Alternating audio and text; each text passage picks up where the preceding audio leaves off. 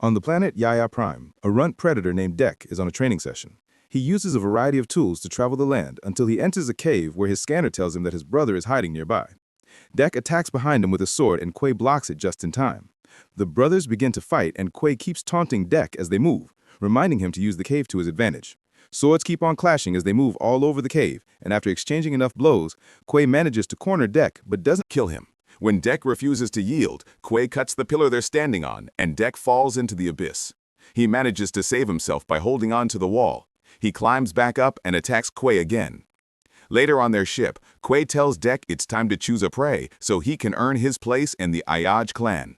Dek wants to go to Jenna, also known as the Death Planet, to hunt the unkillable monster, Kalisk.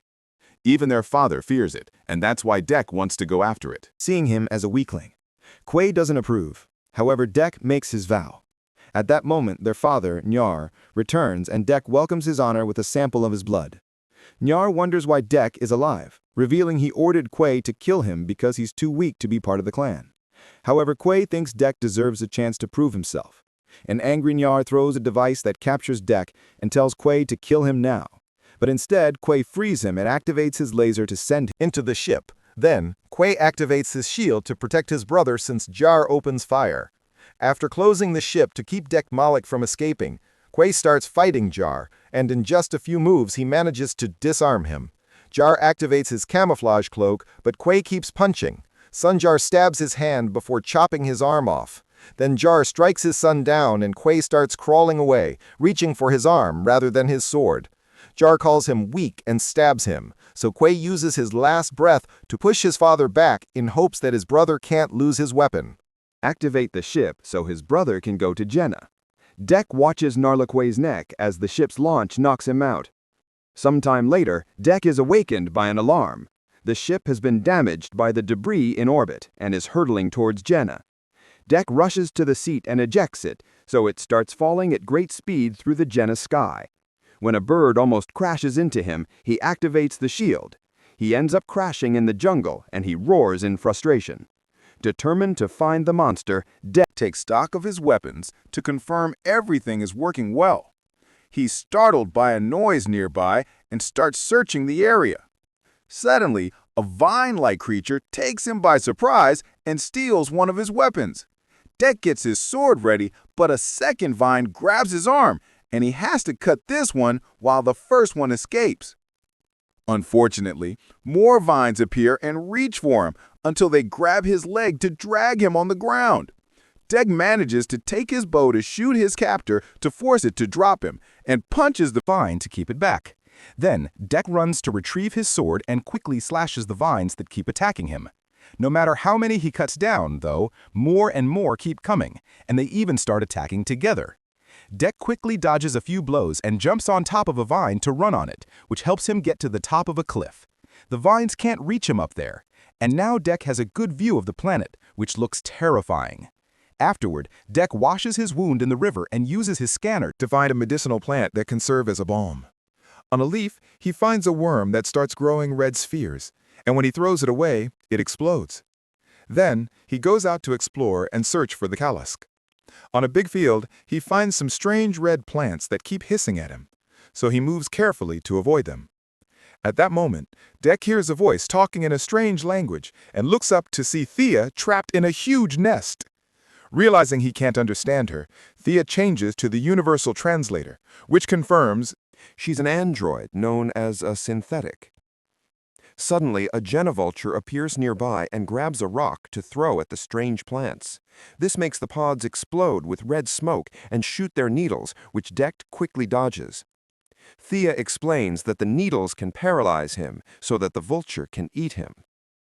When Thea offers her help, Dek says that the Yaoya hunt alone, and Thea guesses he's here for the Kalisk. The vulture throws more rocks and multiple plants are activated, so Dek is hit by the needles. As starts feeling dizzy, Thea asks for a weapon, so he tosses one of his blades at her before collapsing. The vulture flies down and is about to eat him when Thea tackles the beast and brutally kills it with the blade. Dek sees her wave before passing out. Minutes later, Dek wakes up because Thea has given him an antidote made from the same flower. Dek stands up and helps Thea do the same, only to notice that she's missing half her body.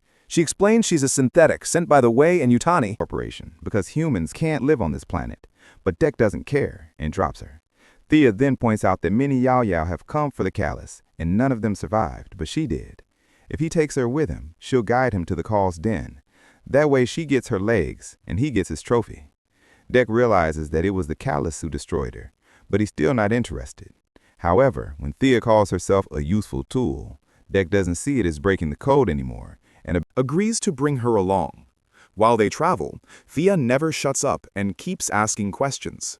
At the river, some peculiar worms begin shooting acid at them, so Deck carries Thea on his back to run faster. Unfortunately, he finds the way blocked, and Thea uses the chance to teach him a lesson. She throws a sticky fruit on the ground, and the creatures rush to eat it. Now they aren't shooting anymore. Once they leave the river, Deck cuts down a bunch of vines and ties Thea to his back to move more easily. In the evening, they stop to camp for the night, and Deck uses his device for light. Thea shares that her crew arrived on Jenna 2 years ago, and she was trapped in the vulture's nest for almost 2 weeks. She had hoped that another synthetic named Tessa would come for her, and tells Deck that they have a higher sensitivity than other models. Deck sees sensitivity as a weakness, but Thea thinks it's an advantage to understand other creatures. Thea used to be stuck in the lab, but one day Tessa brought her out to explore. Unfortunately, that was also the day that the Callus attacked them. Meanwhile, at the crew's new base, it's revealed that Tessa looks just like Thea. She received severe damage during the Callus attack, so now she's in a pod being repaired. Tessa keeps repeating Thea's name and remembering the incident, so the computer reminds her that her priority is to catch the Callus. The computer also detects the presence of a Yao Yao and classifies him as a threat. When Tessa finally wakes up, she's told that Theo was captured by the Ya. In the morning, Deck goes out to hunt for food. He comes across a bone bison, which is usually Callus food. Deck tries to move ahead, but has to move back when he discovers that this field is covered in razor grass. When Deck's about to throw his blade, a small creature jumps from a tree and lands next to the duo. Thea can't identify it, and Deck roars at it, but the little guy just roars back. Then the creature starts chasing after the bison without success. Issues, because its hard skin isn't hurt by the razor grass. Furious about having competition, Deck starts jumping from tree to follow the bison too. The weight breaks a branch, and the duo falls. So Deck pierces the tree with his blade and stops the fall right before they touch the dangerous grass. When the bison runs near them, Deck jumps on it and stabs it. However, the bison throws them off by using another tree. The small creature rolls ahead of them, and a frustrated Deck tackles it to start a fight, which means Thea often gets smushed. The little guy has surprising strength, but after some struggle, Deck manages to grab it by its neck. At that moment, the bison comes running toward them, so Deck throws his sword and holds the bison's mouth open as the blade proceeds to cut it in half. Deck roars to celebrate a successful hunt, only for a tentacle to suddenly grab his leg and lift him. The duo has been captured by a lunabug, whose tight tentacle tongue is stopping Deck from activating his devices. When they're about to be eaten, the little creature jumps into the lunabug's mouth and blocks its teeth with its hard skin, breaking them. The lunabug is in so much pain that it spits them out and leaves by walking on the razor grass. Desperate for revenge, Deck cuts down a tree to use it as a bridge. The little creature is rolling down the field already, and the lunabug captures it with its tongue, but at that moment, Deck lands on its head. He stabs the monster with his sword and makes a large cut that finally kills it. Meanwhile, Tessa and her crew of synthetics are searching for Thea. They find Deck's pod before they're attacked by the vines. The crew quickly opens fire to slow them down. Then, they activate their flamethrowers to burn all the vines down. In the evening, Deck and Thea make camp again. The little creature is still following them and copying every move of Deck's because it's impressed by how he hunted the bison. Thea names it Bud, while Deck shares the roasted meat. Asks Deck about his family, so he tells him what happened with his brother and father, but he refuses to accept he's grieving when Thea uses that word. He points out that Tessa counts as her sister, and Thea likes the concept. In the middle of the night, Tessa and her crew find Deck's ship, which crashed after he jumped out. There are many Yoja weapons that Tessa finds interesting, including a grenade that freezes her hand. The next morning, Deck grabs Thea and leaves without Bud, insisting that he hunts alone, and Thea doesn't count because she's a tool. Thea tells him about wolves and how they hunt in packs, but the alpha isn't the one who hunts the most, it's the one who protects the pack. Deck misses the point and says he'll be the alpha who kills the most. After finding a callfang near the river, the duo continues traveling in that direction and reaches Thea's base, which has been completely destroyed by the beast. Among dozens of synthetic bodies, Thea finds her legs. Thankfully, The repair machine still works, and she can use it to reconnect both halves of her body, although the process will take a while. She thanks Deck for his help, but also apologizes and tells him to leave because she's activated the beacon to call her crew. Thea explains her team is also after the call, so she can't let him kill it. Deck refuses to leave, saying he'd rather go down with honor than run like a coward. In the middle of the wreckage, there's some spilled oil, so Deck sets it on fire to create a smoke cloud. The call soon appears and throws Deck down, damaging his sword. Deck uses a piece of metal as a shield and slides under the call to slice its belly. Then he throws his small blade at its head and cuts its tail. However, the tail quickly regrows and the wounds close because the call has regenerative powers, which explains why it's considered unkillable. The monster captures Deck and throws it against the repair machine, which causes Thea's legs to fall off the table. When it grabs him again, Del cuts its tongue to free himself. The fight continues, and Deck has to dodge several attacks while Thea tries to retrieve her legs. At that moment, she sees a gun on the ground and opens fire at the call to distract it. Deck uses the chance to throw a chain at the call's mouth and activates a machine that starts rolling up the chain, which drags the beast back. Next, Deck takes Thea's gun and starts shooting.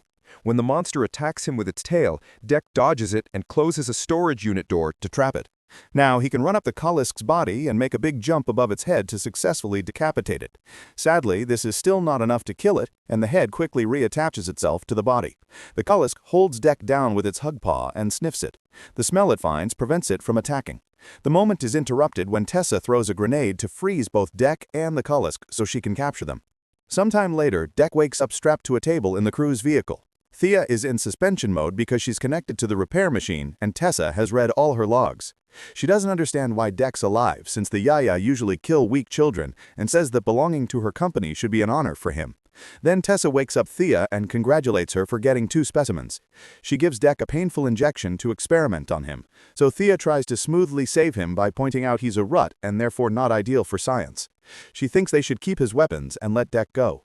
Tessa still wants a sample, so she connects 2 cables to his head that cause him lots of pain. A desperate Thea turns off the machine and tells Tessa they should be more than robots that only follow orders. In fact, she wants them to be sisters. However, Tessa reveals she didn't come back to rescue Thea, she came for the Kollisk. She agrees with Yaya's tradition of getting rid of the weak and calls Thea broken. At that moment, Tessa gets a call from Yaya, Earth, so she leaves to take it after ordering a guard to box Thea up. Since the guy can't speak, Deck asks Thea to make him open one of his devices. Thea tells the guard that Deck's device is a map, and when he opens it, his head explodes. Then Thea frees Deck. An alarm is triggered, so more guards come to open fire at him. Thea opens the back door, and Deck jumps into a waterfall to escape. Sometime later, Deck finds his crashed ship and takes care of his wounds. However, there are no weapons left. He considers leaving the planet, but he looks at his brother's helmet and remembers that the best wolf is the one who protects the pack. Deck returns to the jungle and starts gathering natural dangers to use as weapons, like blades of razor glass and the spikes from the red flowers. He also gets the acid worm by using the fruit. While working, he comes across Bud and smells its spit. He finally realizes that Bud is the call's child, and he was spared for smelling like it, so Deck covers Bud with his own spit instead. Lastly, he frees Thea's legs so he can follow them to their owner. At the new base, Deck appears wearing the bison bones as armor and throws acid at a guard to bring him down. The legs follow a signal from Thea, who is in suspension inside a box. When 2 guards try to attack the legs, Deck quickly defeats them with a whip made with vines and razor grass. Bud also helps by destroying a guard in seconds. The duo keeps sneaking around the base, bringing down any guard in the way, so the legs can keep moving without interruptions. Meanwhile, Tessa is talking to the company and reports they'll go back soon with the Kollisk. When asked about Deck, she tells them that he's dead. With his collection of natural weapons, Deck keeps destroying synthetic guards, sometimes fighting a few of them at the same time. Inside a lab, a guard manages to corner him, so Deck breaks a glass cage and lets a vine sample kill him instead. When the legs find the box, they jump on a guard's neck and quickly kill him before opening the container. Thea awakes and celebrates, but she hears guards coming, so she pretends to be asleep again. The legs kick a guard to make him fall, and Thea jumps out to fight him while the legs confront the second guy. Both body halves help each other in battle, and when a guard is about to hit the legs, they jump away and the blow destroys the other synthetic who is being held by Thea. Then she holds up a small machine piece, and the legs push the final guard's head on it to kill him too.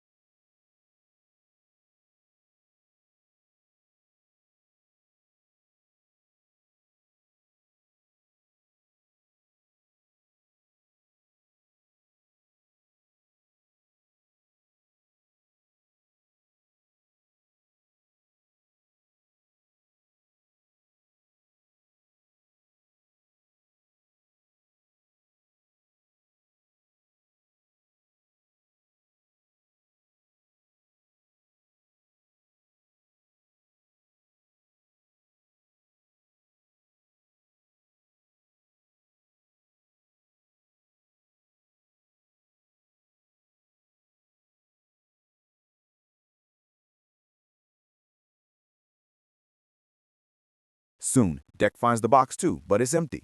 A guard surprises him from behind, only for Thea to kill him with the shot.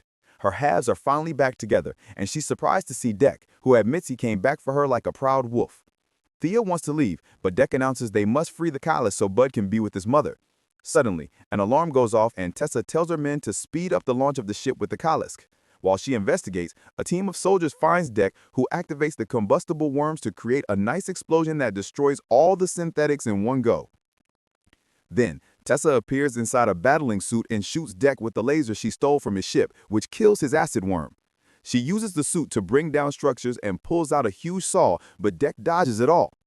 In the main ship, Thea tries to access the Kylus, but the cage is locked.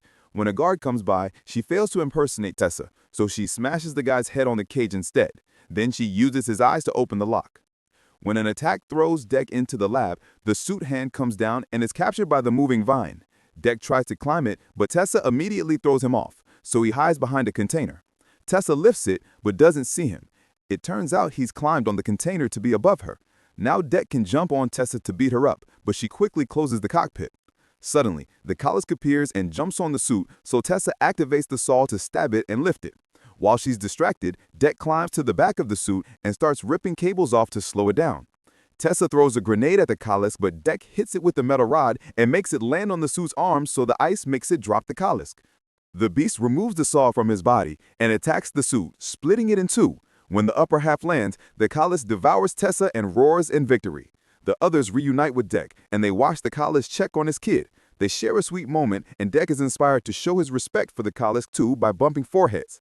Suddenly, the Kylus explodes from an ice grenade activated by Tessa, who has been alive inside the beast's stomach. She emerges from the rubble and tries to attack Thea, only for Deck to stab her from behind, finally killing her. He takes back his device, and Bud rips off her head. Sometime later, Deck returns to Ye and presents Tessa's head to his father. Nar still thinks he's a disgrace and sends out 2 guards to kill him, but Deck moves fast and easily kills them first. Then, Deck fights Yar, who hides with this camouflage cloak. Deck activates the ship's engine to create a sandstorm that allows him to see his father's location and cuts his arm off to stop him. Then he captures him with the cage device. When Deck symbolically stabs his dad's helmet, Yar takes it off and says that Del can join the clan if he shields. However, Del says he already has a clan before a grown-up Bud eats Yar's head. Congratulates him while Deck takes his father's cloak. At that moment, another ship appears, and Deck says it's his mother. Make sure to subscribe and turn on notifications so you can watch more videos like this. Thanks for watching.